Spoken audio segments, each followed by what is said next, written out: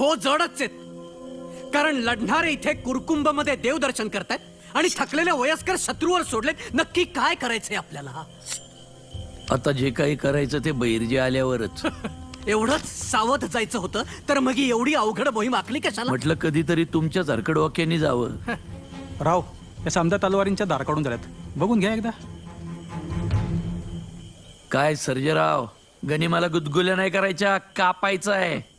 निदान नानाजी पंतांच्या जिबी एवढी तरी काढा की दार. सर्जेराव, त्या धार लावलेल्या तलवारी म्यानात टाका. देवदर्शनाला कशाला पाहिजेत तलवारी?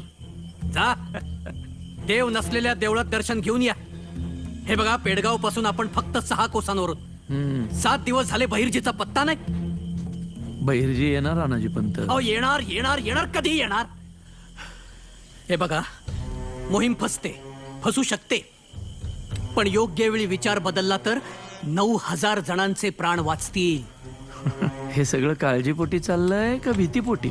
काय हा? भीती? मला?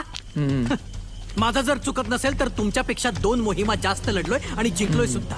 आणि जिथे गरज तिथे माघार सुद्धा घेतली आहे. नानाजी पंत, माघार बिगार मला मान्य नाहीये आणि माघारच घ्यायची असं.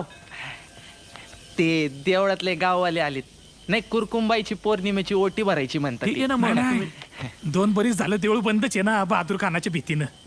तर त्या आईची मूर्ती पण घेऊन गेलाय तो.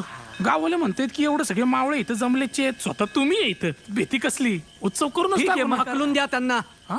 अरे, त्या जगतोय का मरतोय माहित नाही, उत्सव कसले करताय? अहो, हकला काय त्यांना. काय बोलताय?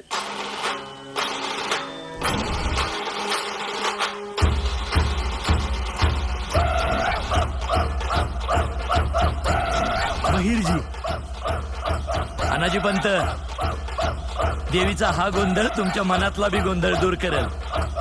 चला, बहिर्जीचा शब्द नीट ऐका, तोच तोडगा आहे.